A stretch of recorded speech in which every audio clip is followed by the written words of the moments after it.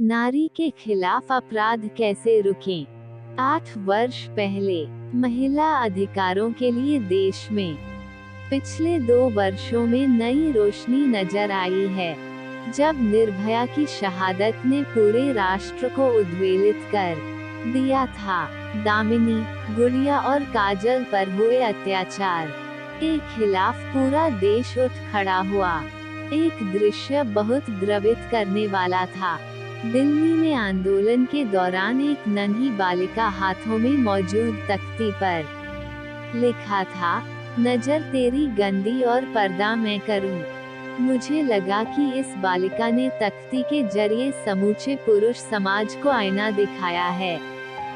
अंतर्राष्ट्रीय महिला दिवस हमने हाल में मनाया है और इस मौके पर उपलब्ध आंकड़े बताते हैं कि महिलाएं पुरुषों से किसी लिहाज से पीछे नहीं हैं। देश में करीब 2.70 करोड़ महिलाएं कमाती हैं और अपने दम पर परिवार चलाती हैं। जहां तक देश में महिलाओं की सुरक्षा का सवाल है, कानून तो हैं, लेकिन उन्हें दरकिनार कर अपराध होते रहे हैं। 2009 में सीबीआई के अनुमान के मुताबिक 30 लाख लड़कियों की तस्करी की गई, जिनमें से 90% देह व्यापार में धकेल दी गईं। नेशनल क्राइम ब्यूरो का कहना है कि 1971 से 2012 के बीच दुष्कर्म के मामलों में 880% बढ़ोतरी हुई है। गत 3 वर्षों में कन्या भ्रूण हत्या के 1.2 करोड़ मामले दर्ज हुए हैं, यहाँ तक कि ग्रामीण इलाकों की 56%। महिलाएं सुरक्षा कारणों से स्कूल कॉलेज नहीं जाती। हर साल 9000 महिलाएं दहेज की बलिवेदी पर कुर्बान हो जाती हैं। दुनिया भर में नारी को समानता का अधिकार दिया गया है, लेकिन अलिखित कायदा यही है कि उसे बचपन से लेकर बुढ़ापे तक जुल्मों का शिकार बनाया जाता है। भारत में तो भ्रूण हत्या, बाल विवाह, दहेज, सती, देवदासी और विधवाओं के प्रति ये दृष्टि जैसी पुरातन परंपराओं के नाम पर नारी दास्ता के पन्नों पर हर रोज प्रताड़ना की नई कहानी लिखी जाती है। कानून तो है ही, लेकिन समाज पूरी तरह जागरूक होगा तभी नारी के स्वाभिमान सम्मान की रक्षा होगी। दूसरा पहलू यह है कि साक्षर, स्वावलंबी और आत्मनिर्भर होने पर ही महिला सशक्त होगी। विकास साक्षरता के दावों के बीच देश में स्त्री पुरुष अनुपात का फासला कम होने की बजाय बढ़ रहा है। अनुमान है कि देश में हर साल 50 लाख बालिकाएं जन्म ही नहीं ले पाती। गौ हत्या के प्रति शास्त्रों का उद्धरण देने वाला यह समाज बालिका शिशु की हत्या और कन्या भ्रूण की हत्या पर खामोश क्यों है? पंजाब, हरियाणा जैसे राज्यों में ही नहीं, चंडीगढ़, दिल्ली जैसे आधुनिक महानगरों में भी स्त्री पुरुष अनुपात का फासला बढ़ रहा है। इंडियन मेडिकल एसोसिएशन के अनुसार देश में हर वर्ष 50 लाख कन्या भ्रूणों का गर्भपात होता है। भ्रूण परीक्षण संबंधी पीएनडीटी अधिनियम 1994 में लागू किया गया था, लेकिन अब तक वो कागजों तक ही सीमित है। महाराष्ट्र में एक स्वयंसेवी संस्था के सर्वेक्षण में यह बात सामने आई थी कि भ्रूण परीक्षण के बाद जो 8000 गर्भपात कराए गए थे, उनमें 7999 बालिकाएं थीं। एम्नेस्टी इंटरनेशनल की रिपोर्ट के मुताबिक दुनिया में हर 15 सेकंड में एक महिला मारपीट या किसी प्रकार के अत्याचार का शिकार होती है। हर साल करीब 7 लाख महिलाएं दुष्कर्म की पीड़ा झेलती है। रिपोर्ट का दुखद पहलू यह है कि 40% भारतीय महिलाएं पति की प्रताड़ना की शिकार बनती हैं।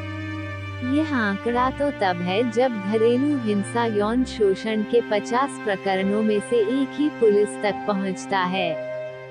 महिला अधिकारों के लिए लड़ने वाली एक अंतर्राष्ट्रीय संस्था का सर्वे कहता है कि भारत महिलाओं के लिए चौथे नंबर का सबसे खतरनाक देश है।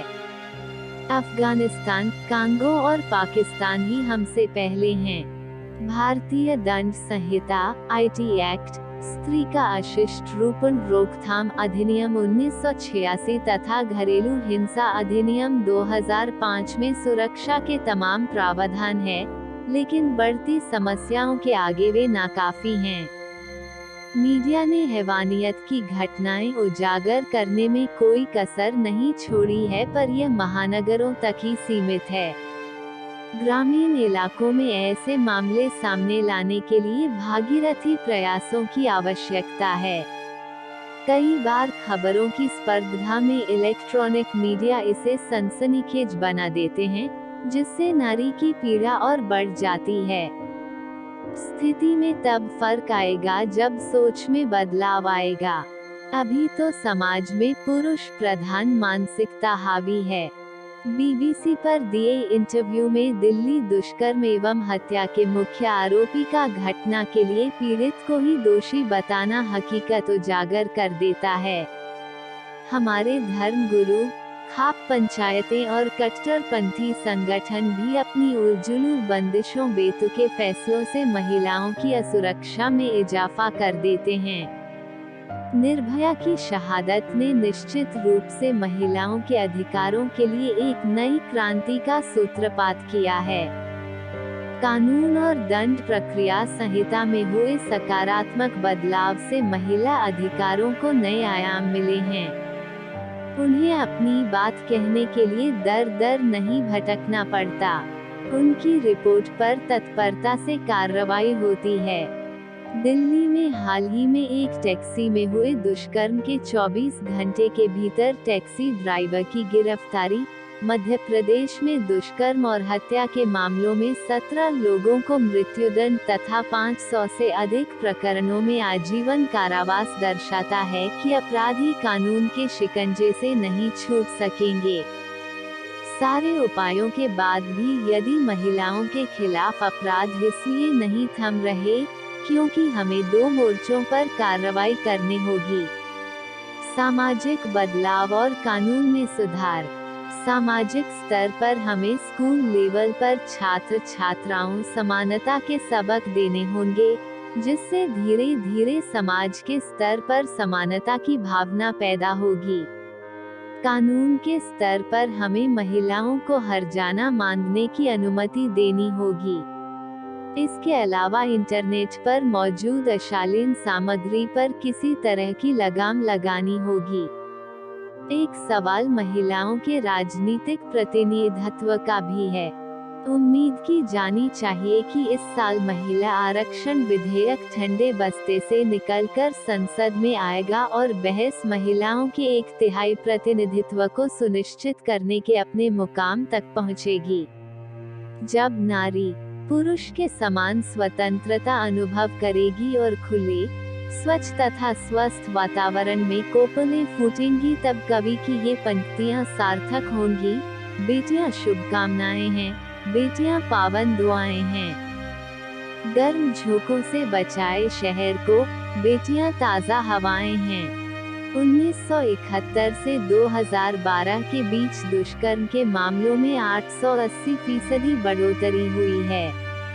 गत 3 वर्षों में कन्या भ्रूण हत्या के 1.2 करोड़ मामले दर्ज हुए हैं। यहाँ तक कि ग्रामीण इलाकों की 56% महिलाएं सुरक्षा कारणों से स्कूल कॉलेज नहीं जाती। पंजाब हरियाणा जैसे राज्यों में ही नहीं, चंडीगढ़ दिल्ली जैसे आधुनिक महानगरों में भी स्त्री पुरुष अनुपात का फासला बढ़ रहा है। इंडियन मेडिकल एसोसिएशन के अनुसार देश में हर वर्ष 50 लाख कन्या भ्रूणों का गर्भपात होता है। महिलाओं के खिलाफ होने वाले अपराध रोकने के लिए सामाजिक बदलाव और कानून में सुधार की 2 तरफा रणनीति अपनानी होगी।